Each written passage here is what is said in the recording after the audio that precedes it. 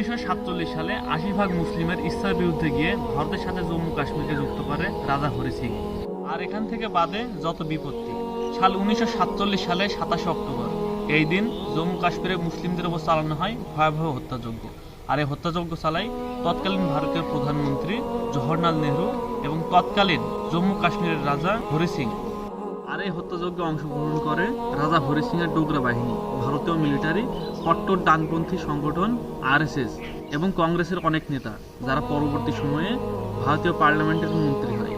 এবং তার সাথে যুক্ত ছিল কট্টরপন্থী হিন্দু এবং শিখরা। মাত্র এক সপ্তাহের ভিতরে 2.5 লাখ মুসলিমকে হত্যা করা হয়।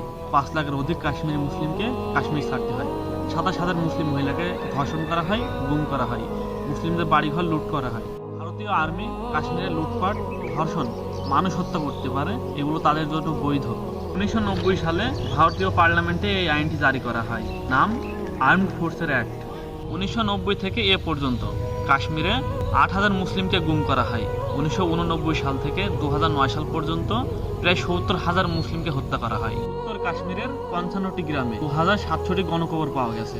ধারণা করা হয় 1990 সালে ভারত বাহিনী যে বর্বর হামলা চালায় সেই লাশগুলো পুঁতে রাখা হয়েছে। 1947 সালে জম্মু কাশ্মীরে যেখানে মুসলিমদের জনসংখ্যা ছিল 61%, সেটা এখন বর্তমানে কমে দাঁড়িয়েছে 33%। যেখানে আমেরিকা ইরাক দখল করে সেখানে লুটপাট করার জন্য ইরাকের 3 কোটি মানুষের জন্য 1.5 লাখ সেনাবাহিনী রেখেছিল। আফগানিস্তানের 3 কোটি 20 লাখ মানুষের জন্য রেখেছিল 1 লাখ সেনাবাহিনী। সেখানে কাশ্মীরের 1 কোটি মানুষের জন্য ভারত রেখেছে 5 লাখ সেনাবাহিনী। কাশ্মীরি মুসলিমরা বলে ভারত বাহিনী যাকে একবার ধরে তাকে নাকি আর ছাড়ে না। ভারতের কট্টর হিন্দুরা জোরপূর্বক কাশ্মীরি মুসলিমদের বাড়ি দখল করে, ইচ্ছা হলে তাদের বাড়ি ভাঙচুর করে, দোকানপাট ভাঙচুর করে, মসজিদ ভাঙচুর করে। তবে 1947 সালের আগে কোনো ভারতীয় হিন্দু অথবা কোনো শিখ কেউই কাশ্মীরের জমি কিনতে পারতো না, কোনো মুসলিম মহিলার সাথে বিয়ে করতে পারতো না। এগুলো নিয়ে কোনো রিপোর্টার রিপোর্ট করলেই তাকে হয় গুম করা হয় আর নয়তো খুন। আর এসব নিউজ কোনো চ্যানেল প্রকাশ করলেই তাকে পার্মানেন্টভাবে ব্যান করে দেওয়া হয়। কাশ্মীরের মুসলিমরা বলে কাশ্মীরে মুসলিম হয়ে জন্মগ্রহণ করাই নাকি পাপ।